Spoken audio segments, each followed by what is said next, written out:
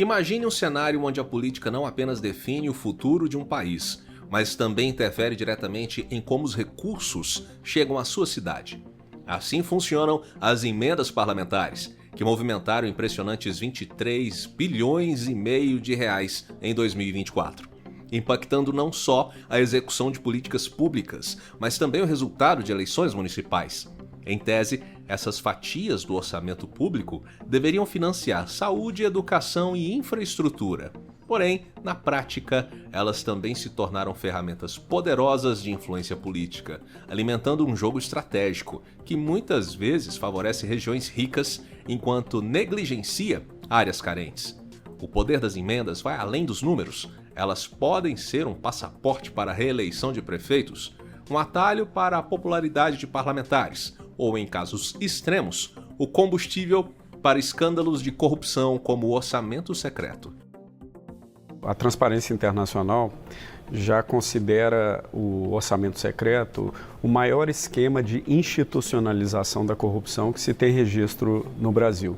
A gente fala de institucionalização da corrupção porque é um grande esquema de apropriação de recursos públicos em larga escala para fins privados, mas que tem um verniz de legalidade, um teatro de institucionalidade. Não à toa, elas são vistas como peças-chave no tabuleiro político brasileiro, com prefeitos, deputados e senadores disputando intensamente por esses recursos. O que são as emendas PIX, criticadas por muitos como cheques em branco? E mais importante, por que algumas regiões recebem investimentos robustos, enquanto outras permanecem esquecidas? Essas perguntas revelam um sistema que, ao mesmo tempo que promove avanços, aprofunda desigualdades regionais e desafia a transparência. As emendas parlamentares são um mecanismo essencial na política brasileira, permitindo que deputados e senadores direcionem fatias do orçamento público para projetos específicos, geralmente ligados às suas bases eleitorais. Na prática, elas representam uma ferramenta de poder e influência, mas também carregam o histórico de polêmicas e desafios. Num passado não muito distante, governos Fernando Henrique e Lula, que eu participei como deputado, num determinado período, medida provisória não tinha prazo. O Congresso não votava veto e o orçamento era instrumento de chantagem do Executivo sobre o Legislativo, né? O que, na minha opinião, se diz de que o Parlamento assumiu o poder, né, e reduziu o poder do Executivo, não tem. Para mim está tudo errado. Para mim nós passamos a ter, né, um equilíbrio na nossa democracia. Um parlamento que não vota medida provisória, não vota veto, e o seu orçamento aprovado, o seu orçamento dos brasileiros, porque o parlamento é maior que o governo. O governo é parte do Brasil, o parlamento é o Brasil. Essas emendas são propostas que alteram a lei orçamentária anual e podem ser usadas para incluir, retirar ou ajustar recursos destinados a diferentes áreas, como saúde, educação ou infraestrutura. Desde 2015, com a emenda constitucional número 86, parte dessas emendas passou a ser impositiva, ou seja, de execução obrigatória pelo governo federal. Metade do valor das emendas individuais, por exemplo, deve obrigatoriamente ir para a saúde. Elas podem ser classificadas em 4 tipos principais. As emendas individuais, que são propostas por parlamentares para atender demandas específicas. As emendas de bancada, que são apresentadas por grupos de parlamentares de um mesmo estado ou região. Emendas de comissão, relacionadas a temas tratados por comissões no Congresso. E as emendas de relator, a RP9, também conhecidas como orçamento secreto, que ganharam notoriedade por sua falta de transparência, sendo declaradas inconstitucionais pelo Supremo Tribunal Federal. Antes de 2015, as emendas não eram obrigatoriamente executadas, sendo usadas muitas vezes como moeda de troca política entre o Executivo e o Legislativo. Isso mudou com a introdução das emendas impositivas, que limitaram a liberdade do governo federal. Em 2019, as emendas de bancada também se tornaram obrigatórias, aumentando ainda mais o volume de recursos em jogo. No entanto, nem tudo é progresso. O controverso orçamento secreto, implementado em 2020, trouxe de volta a sombra da falta de transparência e do uso político dessas verbas. denúncias de superfaturamento, desvios em compras públicas como tratores e ambulâncias se tornaram frequentes. Uma das inovações mais recentes foi a introdução das chamadas emendas PIX, que eliminam intermediários, permitindo que o dinheiro vá direto para os estados e municípios. Embora agilize o repasse, essas emendas têm sido criticadas por especialistas e até pela ministra Rosa Weber, do STF, que as descreveu como um cheque em branco devido à falta de rastreabilidade e prestação de contas. Para declarar incompatíveis com a ordem constitucional brasileira as práticas orçamentárias viabilizadoras do chamado esquema do orçamento secreto, consistentes no uso indevido das emendas do relator geral do orçamento para o efeito de inclusão de novas despesas públicas ou programações no projeto de lei orçamentária anual da União. Casos como o dos anões do orçamento na década de 1990 e o uso de emendas para beneficiar redutos eleitorais de forma desproporcional mostram que as emendas parlamentares sempre foram alvo de escrutínio. O primeiro a depor nega tudo. Eu não tenho nada, eu não gosto nem de dólar, meu negócio é todo de cruzeiro. Até eu deixar esse orçamento, eu realmente vi dificuldade financeira. Depois eu deixei e abandonei e esqueci, Deus me ajudou e eu ganhei dinheiro. E quanto dinheiro? O deputado admite ter ganho 200 vezes na loteria. Ganhei muitas vezes. Só este ano, a média foi de um prêmio por semana. 9 milhões de dólares em apostas premiadas. Jurando contra todas as probabilidades, João Alves acaba desmascarando um outro tipo de fraude: a lavagem de dinheiro através das loterias. Apesar de avanços na legislação, ainda há um caminho longo para garantir que esses recursos sejam usados com eficiência, transparência e justiça. Com esse panorama em mente, entramos na parte mais crítica: como essas emendas de fato impactam a política, a economia e a sociedade brasileira. As emendas parlamentares são, sem dúvida, um dos mecanismos mais influentes da política brasileira. Elas moldam o desenvolvimento regional, alteram dinâmicas eleitorais e influenciam diretamente a economia do país. No entanto, os impactos dessas emendas são complexos, oscilando entre avanços significativos e problemas graves, como desigualdades regionais e falta de transparência. Quando bem utilizadas, as emendas parlamentares podem ser instrumentos poderosos para atender necessidades locais. Por exemplo, boa parte dos recursos é destinada à saúde, financiando desde a compra de equipamentos hospitalares até o funcionamento de unidades de saúde em regiões carentes. Na área da educação, as emendas possibilitam a construção de escolas e creches, além de investimentos em infraestrutura como transporte escolar. Vou mostrar para vocês agora esse ônibus 0 km. Tá aí, ó, mais um recurso do Dr. Elias Vaz. Tô aqui com meu amigo Leandro. Bora lá mostrar esse ônibus para Piracanjuba, né, Leandro?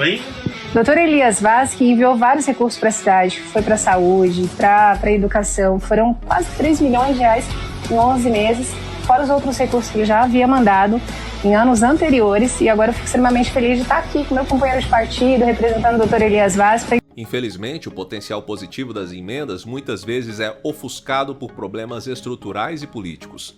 A concentração de recursos em redutos eleitorais de parlamentares poderosos acentua as desigualdades regionais.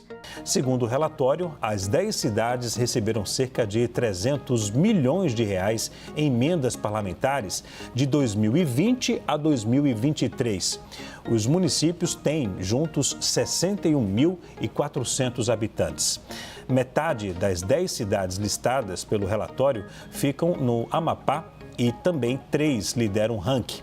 A primeira é Tartarugalzinho, o que tem quase 13 mil habitantes, e o valor empenhado foi de pouco mais de 87 milhões.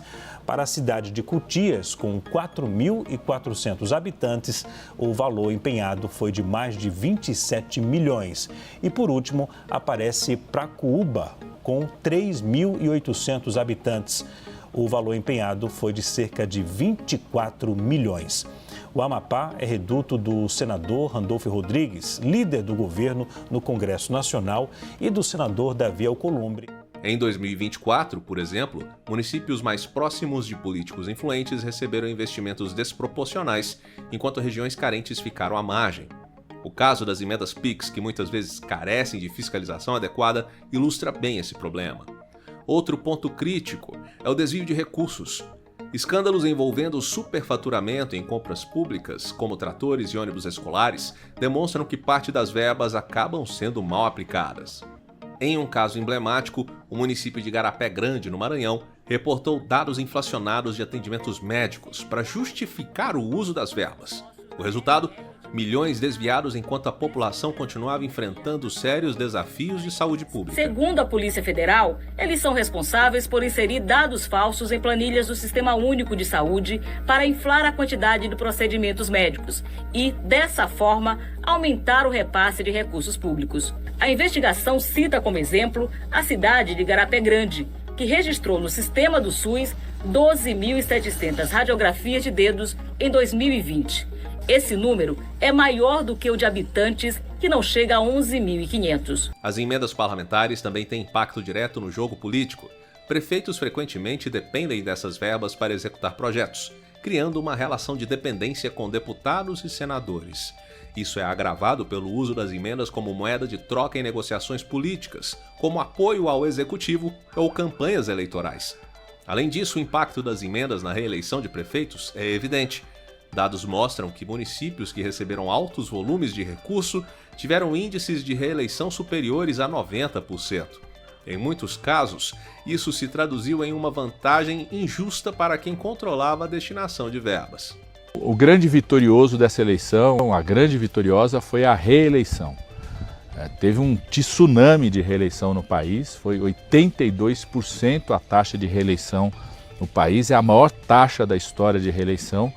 O que tinha chegado mais próximo disso foi durante a pandemia, 20 pontos percentuais a menos de reeleição, em torno de 63%, 64% em 2020, durante a pandemia, e de uma certa forma esses prefeitos aproveitaram o bom momento econômico, de recuperação econômica no país, de crescimento econômico, de redução de desemprego, aproveitaram a verdadeira injeção de recursos que o governo federal fez, o aumento das transferências diretas. Nós repassamos para esses municípios, em 1 ano e 10 meses, 67 bilhões de reais que foram direto para os fundos municipais.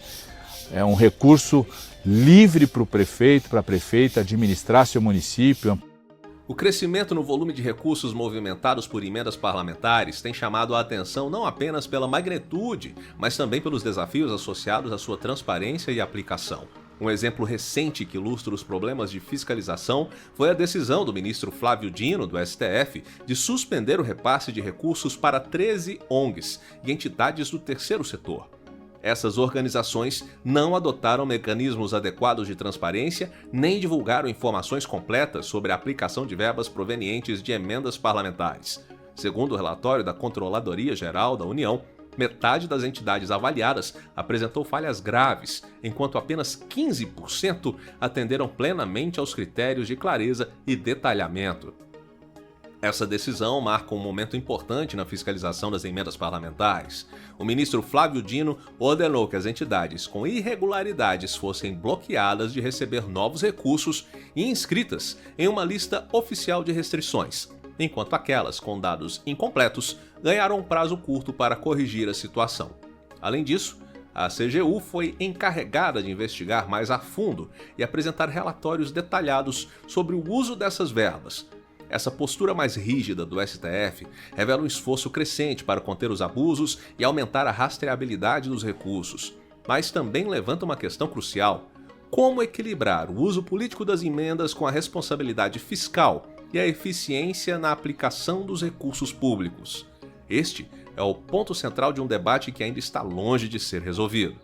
O que aprendemos até aqui deixa claro que a forma como esses recursos são gerenciados é tão importante quanto o próprio montante destinado. Apesar dos desafios, o cidadão tem um papel crucial nesse processo. Acompanhar e questionar e exigir transparência no uso de dinheiro público são atitudes fundamentais para mudar a dinâmica das emendas parlamentares. Como sociedade, precisamos transformar o debate sobre essas verbas em uma oportunidade para construir um país mais justo e igualitário. E será que o Brasil está pronto para reformular o sistema de emendas? Como equilibrar interesses políticos e a necessidade de atender às demandas das regiões mais carentes? Essas perguntas apontam para o futuro e mostram que a mudança começa com a nossa participação.